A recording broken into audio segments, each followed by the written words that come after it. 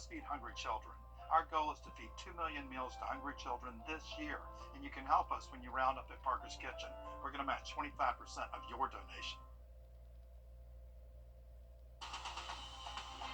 Live from Augusta, we're watching News 1226 this morning.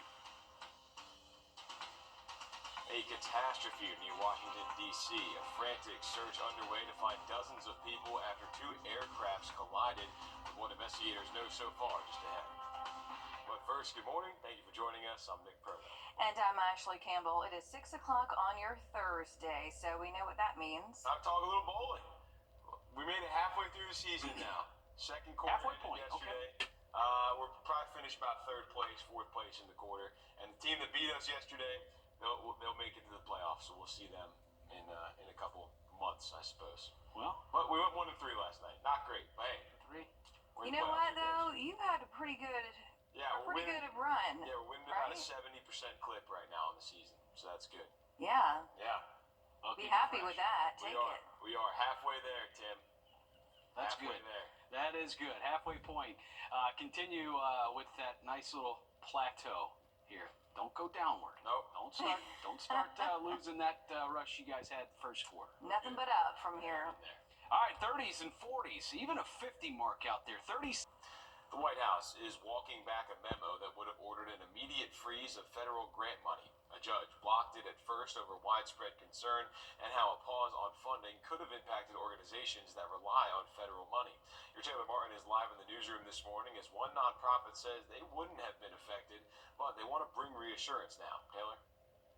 Nonprofits like Golden Harvest Food Bank wouldn't have been affected, but are still taking a sigh of relief.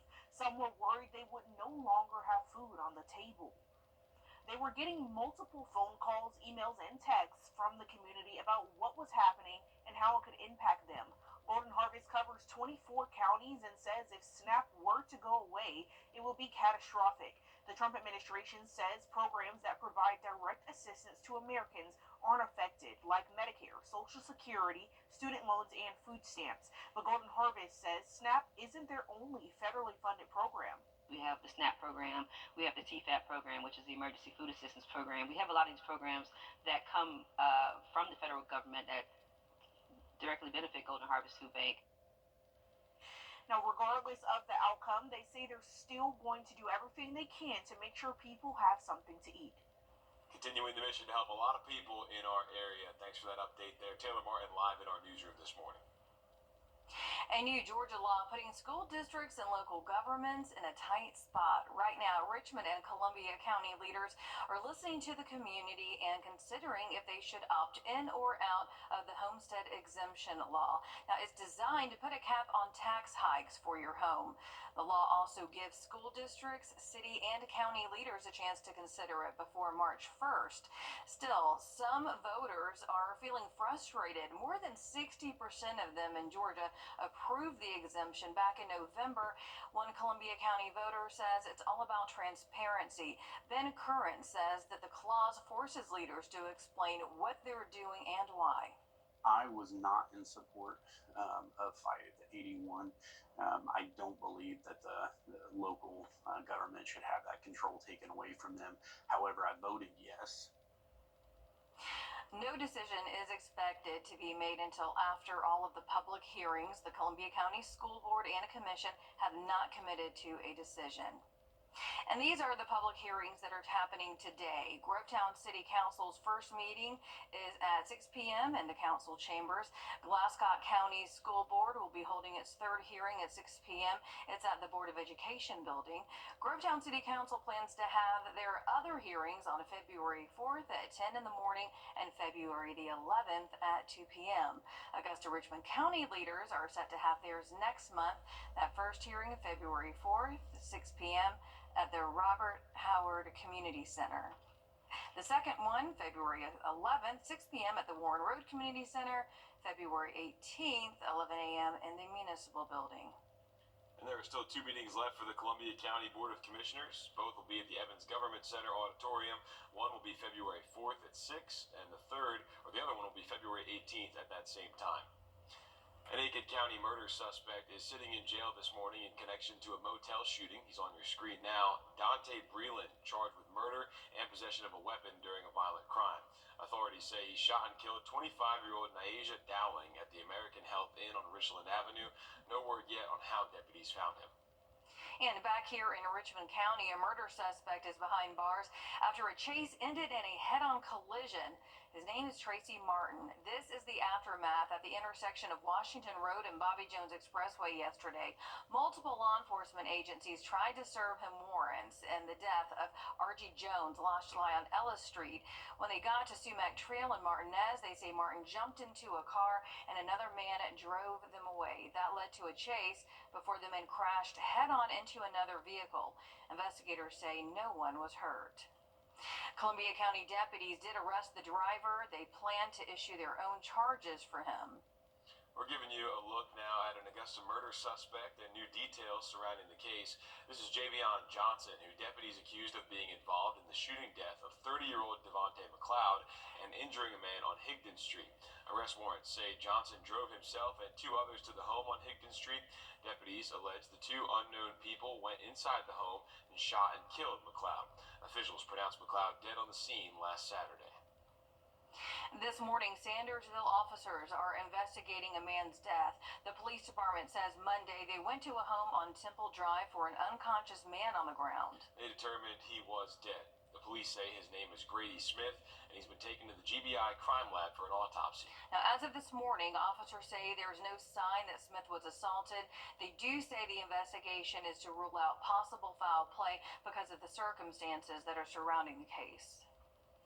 The Lake and Riley. We just go right back into a warmer than average planner through next week, 618. Less than a quarter. That is what disabled workers report making per hour working for certain government-run programs, and right now it's all legal. Georgia State House reporter Abby Casores talks with lawmakers about how they're fighting for a fair wage regardless of disabilities. An outdated law from nearly 100 years ago, allowing for community-run groups to pay disabled workers well below the federal minimum wage. I'm working with sports medicine.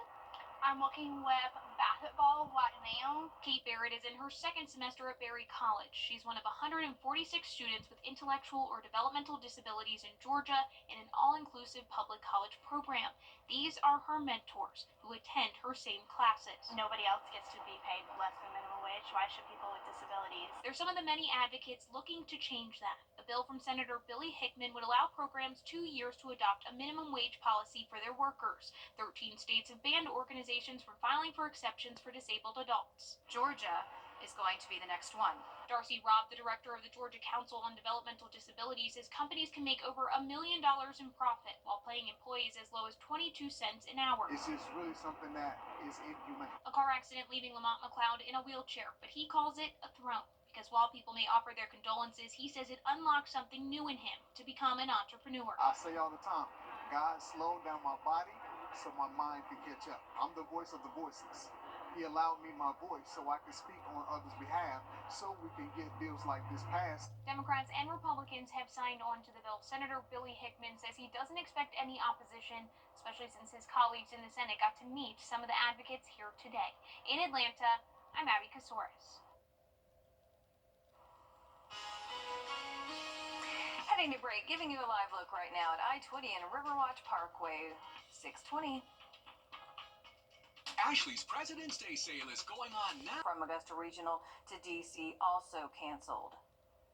This morning, people and organizations that rely on federal funding don't have to worry. That's because the White House is pulling back on a freeze ordered by President Donald Trump after a federal judge blocked it. Your Taylor Martin joining us now live in the newsroom as she clears up any confusion some may have surrounding this topic. Taylor? Golden Harvest Food Bank says they were getting multiple phone calls, emails, and texts from the community about what was happening and how it could impact them. Even though they wouldn't have been affected, they are still taking a sigh of relief. Some were worried they would no longer have food on the table. Now, the Trump administration says programs that provide direct assistance to Americans aren't affected, like Medicare, Social Security, student loans, and food stamps. Regardless of the outcome, Golden Harvest says they're going to do everything they can to make sure people have something to eat. Hunger is a nonpartisan issue. It doesn't matter who's in the White House. It doesn't matter who's in charge. We have great relationships with our local, state, and federal officials. So when it comes to these food insecurity conversations, everybody's aware that it's not a one-side issue. It's an everybody issue. Now, Golden Harvest covers 24 counties and says if SNAP were to go away, it would be catastrophic. But for now, they say you'll still receive those benefits. All right, yeah, they were dealing with a lot of concerned people with a lot of questions. So thank you for clearing that up for our viewers, Taylor. A controversial statewide property tax law causing frustration among some Columbia County voters and local governments. The homestead exemption law puts a cap on tax hikes. That means a severe budget cut for local governments, especially school districts. Now, a way for these entities to escape this is to opt out of that cap. The numbers show Columbia County voters passed the referendum by the highest margin in the CSRA with 72% voting yes. But the Board of Education and commissioners are holding hearings to opt out. We spoke with one voter who says his yes is deeper than just the law itself. I was not in support of Fight at the 81. I don't believe that the local government should have that control taken away from them. However, I voted yes. Having these meetings, it forced you to talk to us about the situation. The Board of Education must have their vote by March 1st. Even though the board has wrapped up their hearings, commission has a few left for voters to weigh in. The remaining meetings are February 4th and 18th, both at 6 p.m. at the Evans Government Center. Today, Glasscock County's Board of Education will have a hearing at 6 p.m. at the board building. Grovetown City Council will have one at the same time. Theirs will be at City Council chambers. A murder suspect is in jail right now for the 2023 killing of an Augusta mom. He's right there on your screen, is Sean Walker. The Richmond County Sheriff's Office accusing him in the shooting death of Shaniqua LaFavor on East Taylor Street in May. Officials say that an 11-year-old and a man were injured in that shooting. Walker was arrested yesterday after a standoff with the SWAT team. This morning, we're giving you a look at a Richmond County teen suspect arrested in the stabbing of his mother. This is 17-year-old Davion Pinkston. Arrest warrants show he stabbed his mother in her eye, head, face, side, and hands with an 8-inch knife. The report says a 4-year-old witnessed the entire thing. The victim is stable after being treated for her injuries. Pinkston is charged with aggravated assault, child cruelty, and possession of a knife. A Lincoln County commissioner is out on bond this morning on 2 counts of child molestation. 78-year-old Cooper Clyott was released on a $50,000 bond. He was indicted by a Lincoln County grand jury on Monday, then turned himself into the Lincoln County Sheriff's Office the next day. Anyone with information on the case should contact the Thompson GBI. The number's right there on your screen, 706-595-2575. A law bearing the name